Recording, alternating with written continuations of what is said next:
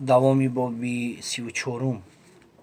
мо хусусан ман дар пеши худ вазифа гузоштам ки кирои осёб сохтан осёб бесозем ки дар як шабонарӯз ҳеҷ набошад 8-10 бори харро орд кунад.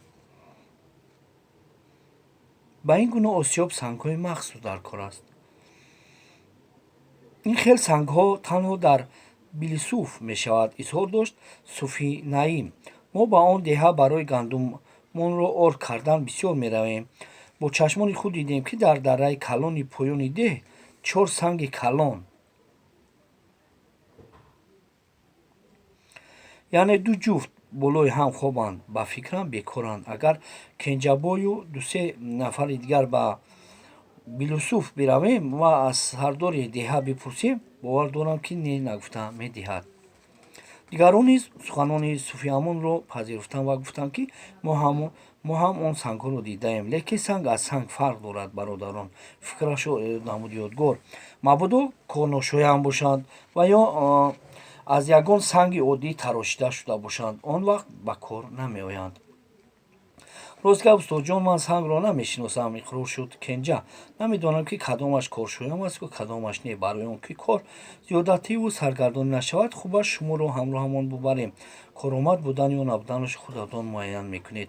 агар маъқулатон ояд, аз соҳиби деҳа иҷозат ва данашронро мегирем. писарам Кенҷабой ва суҳбат ҳамроҳ гардид мусафеде ки суфи нозимаш мегуфтанд.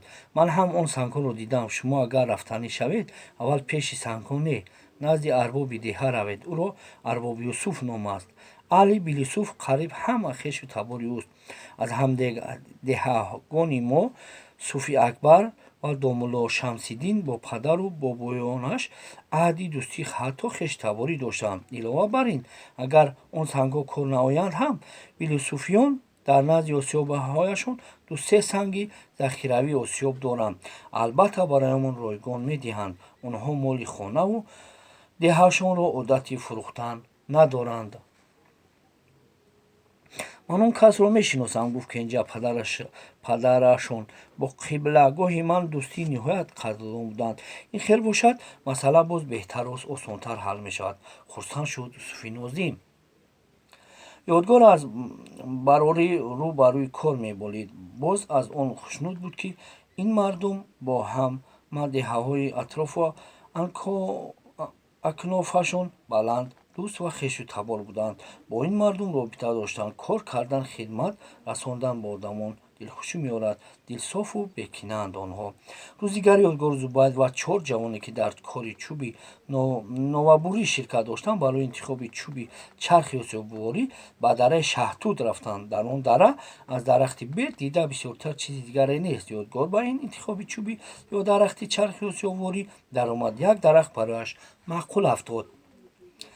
ёфтам он чизеро ки мекофтам. хурсандиашро изҳор дошт ёдгор ва худ чанд табар ба танаи он дарахт зад.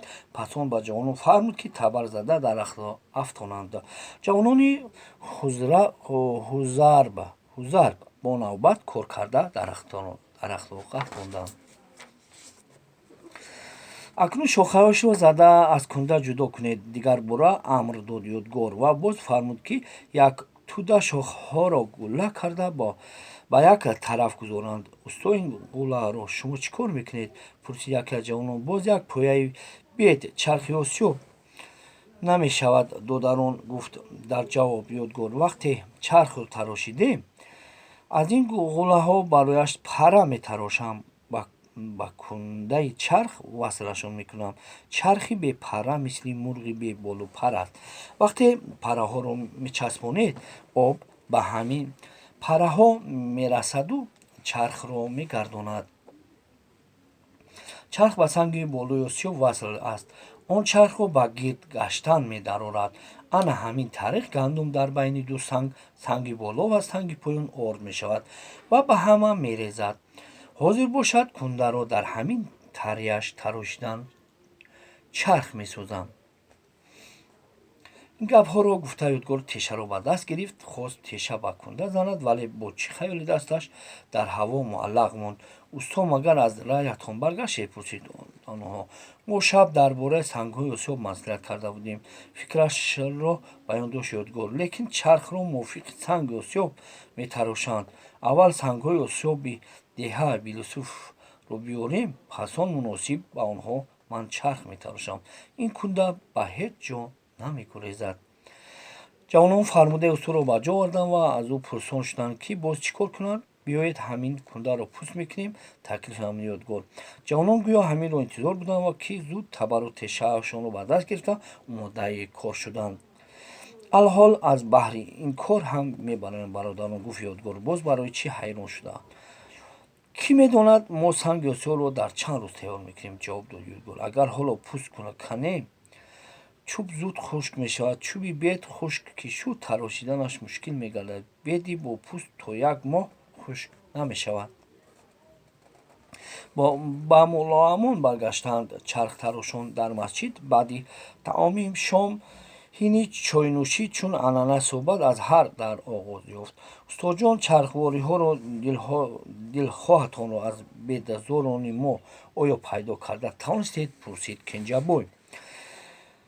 бедзори аҷоиб будааст, хурсандиашро изҳор намуд ёдгор. касе онҳоро шунидааст. ҳазорҳо ташаккур ба падараш, ҷояш илоҳо ҷаннат бошад. чанд қадам нарафта беди дар кориро ёфтам. бачаҳоро фармудам, ки зудаш биафтонандаш.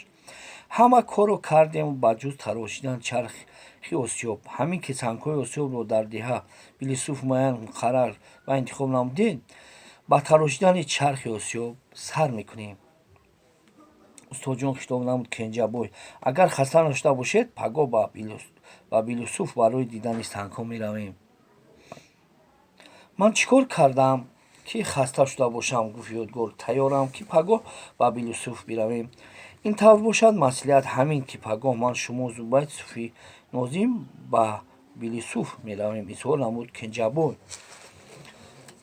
рӯзи дигар пеш аз намози момдод, шахсони мутасаддӣ савори асп понроҳ ба Билюсуф пеш гирифтанд. намози пешинро дар деҳаи Анҷир гузарониданд. дар ҳамон ҷо ноншушта ҳам карданд. пас аз миннатдорӣ боз баромаданд. анҷир аз деҳаи Билюсуф тақрибан 1.5 ё 2 чақрим масофат дошт. аспҳои дамгирифта ҷавмаст мехостанд соҳибонашро ҳар чӣ зудтар ба манзил бирасонанд. ба хами Сангоб расида, як мавзеи баҳсе дилпазир ва ҷангали пуранбӯҳеро диданд. Кенҷабой, ин мавзеи дилпазир мутааллиқи кадом деҳа аст? пурсид ёдгор. устои муҳтарам, Кенҷабой ҳанӯз лаб накушода гуфт Суфӣ Нозим. дар пушти ҳамин теппа, бо дасташ теппаи самти офтобнишинро нишон дода, деҳест, ки пехҳояш гӯянд. мардумонаш бою бадавлат ва басе меҳмондӯстанд. ин мавзе мансуби ҳамон деҳа аст. деҳа калон аст. ягон 100 хонавода барояд дар кор. хаёлан ҷавоб дод Суфӣ Нозим. ҳамаашон серфарзанданд. мардум ниҳоят танӯманданду паҳлавонҷӯсанд. киштдорӣ барои худашон муносиб ва чорвоӣ бисёр доранд.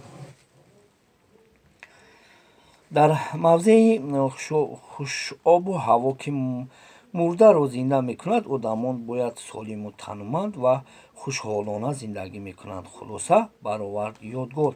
дар ҳақиқат, боз ба сухан омад Суфӣ Нозим. мардуми деҳаҳои поякӯҳи Сангилох, Баландболо, ба китфу бозу андак гандумгину, сурахинарӯ, азрақчашм, чашмони кабудфом, абрӯҳояшон камону биниҳояшон теғи баланд доранд. занҳо низ қоматбаланду гарданбаёз, лабу даҳону бинии нафис, қошу қавоқи сиёҳ доранд. ҳама ин олами ҳусн аст. гапҳои шоирона гуфтед, амаки Суфӣ, хандид Кенҷабой. барои чӣ?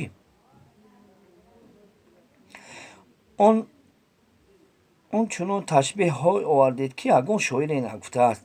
дар суханонам магар муболиға кардам, додарам? ягон муболиға накардед, амакҷон. акнун мисле ки шарм дошта бошад бо ҷиддият гуфт Кенҷабой: ман ба хотире ки раҳ кӯтаҳтар шавад ба суҳбататон ҳамроҳ гардидам. Ҳоло ба деҳа Билюсуф меравем. Акнун муроҷиат ба ёдгору Зубайд ҳам намуд Суфӣ Нозим. Бо чашми худ мебинед ки мардумонаш чӣ гуна баландқомат ва танӯманданд. худи шумо ҳам амакаи Суфӣ Нозим одами андак мандак нестед кӯ? Хандон гуфт Зубайд, ки то ин дам хомӯш меистод. охир деҳаи мо ҳам воқеъ дар паҳлӯи санглох аст, ҷавоб дод Кенҷабой. ҳамин тавр аст. суханони Кенҷаро тасдиқ намуд Суфӣ Нозим. суҳбаткунон, баҳсу мунозиракунон то гулӯи дамгирак расиданд.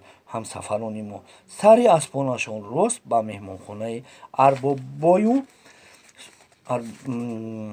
Арбобоюсуф гардониданд. ҳамин ки тапар тапари суми аспон ба гӯши дар меҳмонхона будагон расид, бо имон Арбобюсуф дусе ҷавон берун баромада диданд, ки 4 савора вориди ҳавлии меҳмонхона гардиданд.